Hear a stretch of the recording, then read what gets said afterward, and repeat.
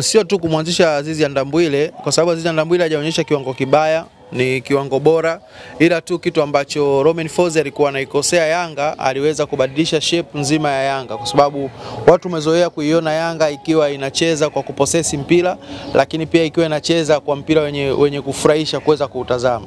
Ile furaha ambayo watu walikuwa wamezoea kuitazama Yanga na mvuto wa Yanga, kwa Romain Folz ulikuwa unakwenda tofauti kidogo, ulikuwa unapotea katika ule mvuto. Kwa hiyo kwa Romain Folz alikuwa anakwenda kuipoteza mvuto wa Yanga kadri siku zilivyokuwa zinazidi kwenda, alikuwa anazidi kupoteza ule mvuto. Hicho ndio ambacho watu walikuwa wanakiangalia zaidi. Lakini ukija kuangalia katika eneo la kuweza kupata matokeo, yes ulikuwa unapata matokeo, lakini kwa sababu ya ukongwe pamoja na kuzoeana kwa wachezaji kwa muda mrefu ndipo alikuwa anapata matokeo. Lakini katika ile smartness ya uchezaji ndani ya timu kwa Romain Folz ilikuwa imepotea kabisa. Kwa hiyo si kwa kumchezesha tu Ndambwile, kwa sababu ukiangalia Ndambwile hata katika mchezo uliomalizika alipata nafasi, alicheza. Kwa hiyo ina maana kwamba tatizo alikuwa kwa Ndambwile kuingia na mwingine kukaa bench. No, ile rhythm ya timu ilikuwa imepotea kabisa.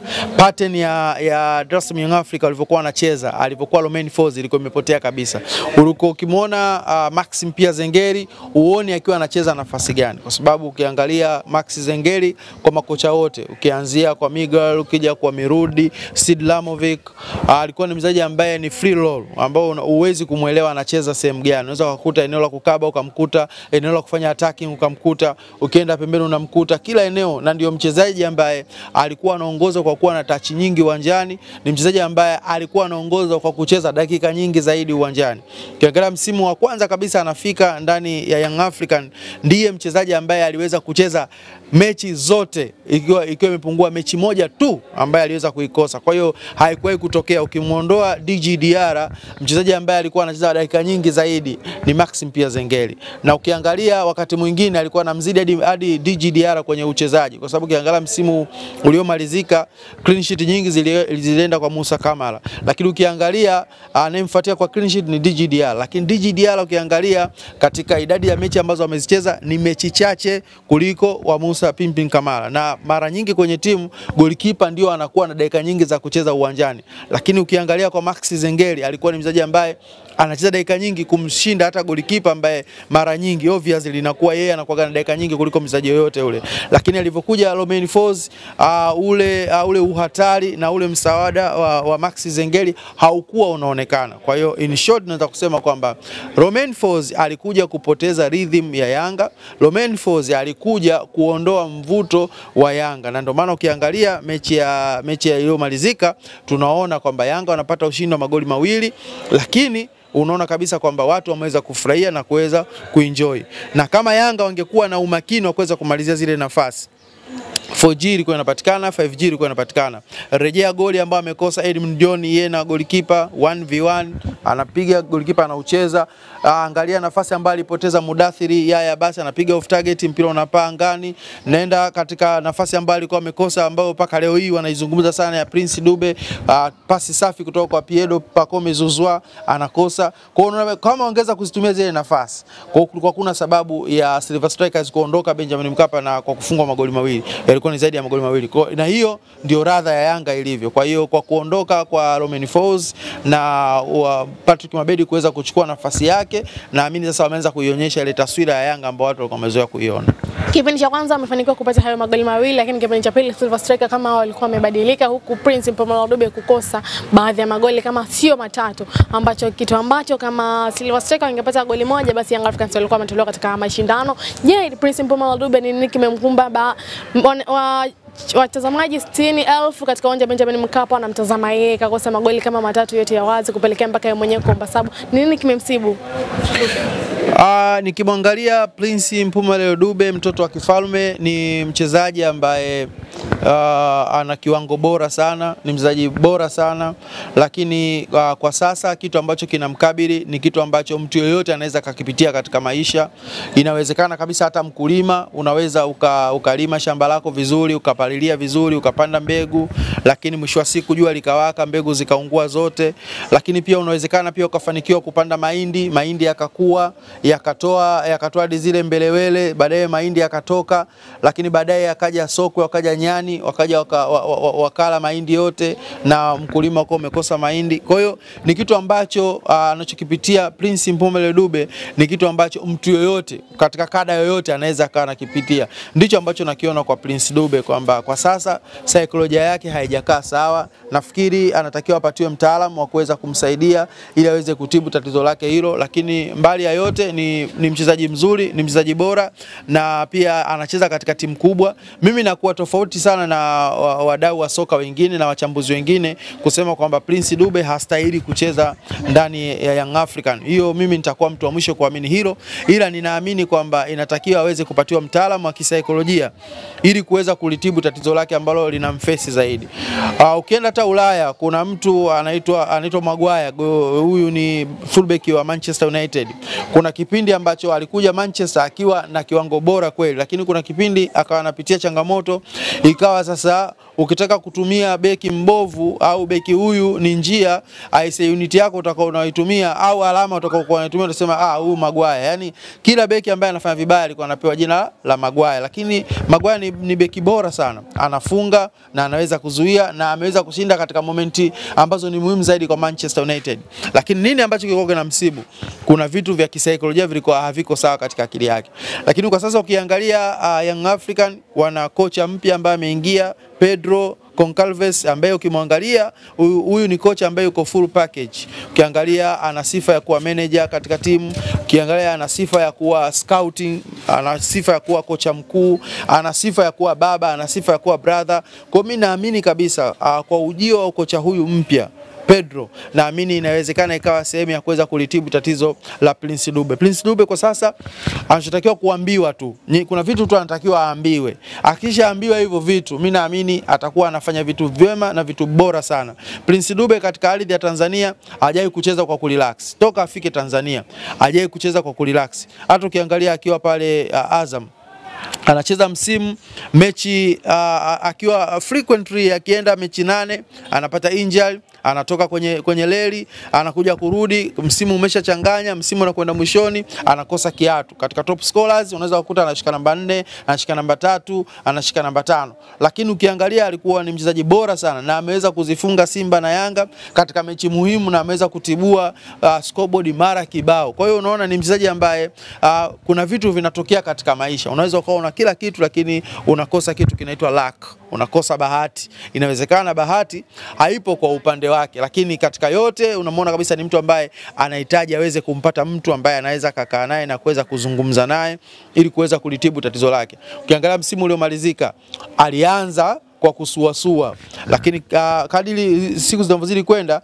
gari likaja kuwaka, akaja kuwa second top scorer katika timu ya Yanga. Alimtangulia Clement Mzize, anayefuata ni yeye, wakiwa na tofauti ya goli moja, lakini pia kwa idadi ya magoli yake ambayo yeye alikuwa nayo, ukija kuangalia kwa top scorer alikuwa amemzidi magoli kama 3 kama sikosei, kwa sababu Prince Dube alikuwa na goli 13, yeye top scorer ana magoli 16.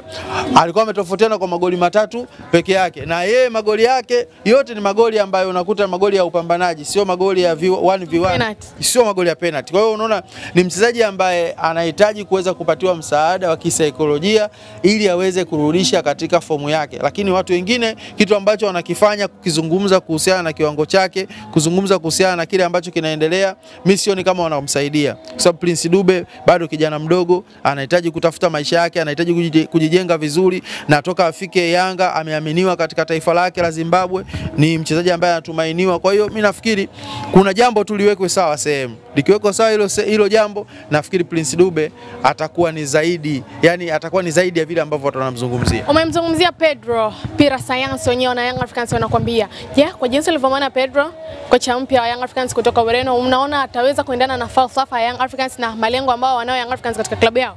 Of course yes, naamini hilo kwa sababu Pedro katika mifumo yake ambayo anapenda kuitumia ni mifumo ambayo Yanga pale imezoeleka.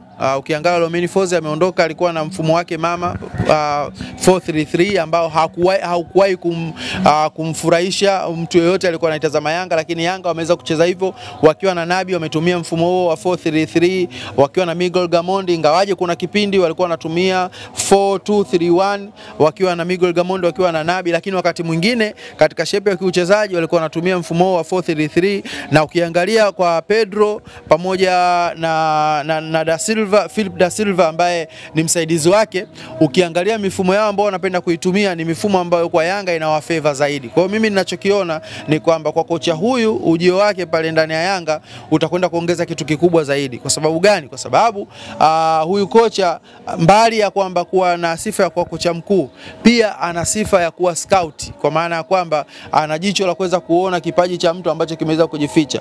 Watu wengi wanaweza wakajiuliza paka sasa Dennis Nkane anafanya nini Yanga? Watu wanaweza wakajiuliza kwamba Farid Musa Maliki anafanya nini Yanga, lakini kwa kocha huyu ambaye yeye ana jicho la tofauti, inawezekana ikawa sehemu yake mojawapo ya kuweza kuongeza kitu ambacho watu wengi hawakuweza kukiona ndani ya klabu ya Yanga. Kesho Young Africans inacheza mchezo wa ligi kuu NBC Premier League 2025-2026 ambapo watakutana na Mtibwa Sugar, Young Africans wakiwa ni wenyeji. Mechi ya mwisho Young Africans walidraw dhidi ya Mbeya City, kwao wanaenda na huu mchezo ukiwa namna gani kwa upande wao? Tukiangalia hapo moja kwa moja, Mtibwa Sukari ni bingwa wa championship, amechukua ubingwa kule, ndio ameruka amekuja kucheza ligi kuu. Lakini ukimwangalia Yanga ni bingwa wa ligi kuu. Kwa hiyo ni mechi ya kibingwa ambayo inakwenda kuchezwa ukiangalia kati ya Mtibwa Sugar pamoja na Dar es Salaam Young Africa. Hawa ni mabingwa wawili katika ardhi ya Tanzania, kutoka ligi kuu na mwingine kutoka ligi daraja la kwanza. Kwa hiyo tunategemea kwenda kuona mchezo mzuri, kwenda kuona mchezo ambao utakuwa na mvuto mkubwa sana. Lakini historically inasema kwamba wanapokutana Mtibwa Sukari haijawahi kuwa mechi nyepesi. Hata pale ambapo Mtibwa Sugar anapitia nyakati ngumu, lakini anapokutana na Yanga mechi huwa inakuwa ni mechi nzuri sana. Toka enzi za kina Maxime wakiwa wanacheza enzi hizo, paka kina Juma Abduli wanacheza Mtibwa Sukari, wanakuja kucheza Yanga. Ni mechi ambayo sio mechi nyepesi ya kuweza kuizungumzia. Lakini ukija kuangalia katika makaratasi, ukiangalia profile za wachezaji waliopo Yanga na waliopo Mtibwa Sugar, tunaipa nafasi zaidi Yanga kuweza kuwa timu ya kwanza na Mtibwa Sugar akikubali kuwa timu ya pili. Kwa sababu gani? Kwa sababu kwanza Yanga ni bingwa katika NBC Premier League, ni bingwa mtetezi ambaye anatetea ubingwa wake. Lakini pili ni aina kikosi alichokuwa nacho, investment iliyopo, lakini pia na benchi la ufundi lililopo ndani ya Young African. Unaona kabisa mimi naipa nafasi zaidi Yanga kuweza kupata matokeo mbele ya Mtibwa Sukari. Lakini pia kitu kingine ambacho Yanga inapewa nafasi kubwa, wametoka kucheza mechi ya kimataifa, wamepata ushindi mzuri, wameweza kusonga mbele. Ile inakuwa kwao ni kama ni winning spirit inatembea, na inakuwa inatengeneza zaidi confidence kuelekea katika mchezo huo dhidi ya Mtibwa Sukari. Kwa hiyo mimi naiona Yanga ikienda kufanya vyema zaidi katika mchezo huo, na pia nategemea kuona mchezo mzuri kwa sababu wanakwenda kukutana na mabingwa wa kutoka championship pamoja na NBC Premier League. Ungependa kuona kesho kocha anaingia na mfumo wa namna gani kwa wachezaji katika mechi dhidi ya Mtibwa Sugar? Kwa upande wangu mimi kwa sasa hivi unajua Yanga pale kuna variety ya wachezaji. Unaweza ukafanya randomly probability na ukapata selection nzuri tu ya kikosi. Mimi kwa upande wangu unaona kwamba wanaweza wakacheza katika rhythm ile ambayo walikuwa wameicheza kuanzia kwenye ligi ya mabingwa dhidi ya Silver Strikers. Kwa sababu ninaamini paka sasa kocha mkuu ameshaingia kwenye training session, lakini majukumu mengi naamini atakuwa yako chini ya Patrick Mabedi, kwa sababu ndiye ambaye alikuwa amekabidhiwa kikosi. Kwa hiyo naamini hata katika upangaji wa kikosi inawezekana Patrick Mabedi akawa na suggest wa kwanza, lakini baadaye watu wakaongezea tu nyama. Kwa hiyo mimi naamini Patrick Mabedi atakwenda na msimamo ule ambao alikuwa ameingia nao dhidi ya Silver Strikers. Ukiangalia kama Pacome Pierre Zouzoua atakuwa hajapata maumivu ya kumfanya asiweze kuperform siku hiyo, inawezekana akasema kikosi iweze kumuongezea pia hali ya kuweza kupambana, kwa sababu Pacome Pierre Zouzoua ni mchezaji mzuri, lakini kumekuwa na shida sana ya kuweza kucheza dakika nyingi kutokana na kuandamwa na majeraha. Kwa hiyo mimi naamini kama atakuwa katika ubora wake, basi itakuwa ni vyema zaidi kuweza kuanza katika kikosi hicho. Kwa hiyo mimi yote katika yote ninachoona, akicheza Ndambwile, akicheza Musa Bala Conte, bado shughuli Mtibwa Sukari atakuwa nayo. Shukrani sana. Shukrani jazila.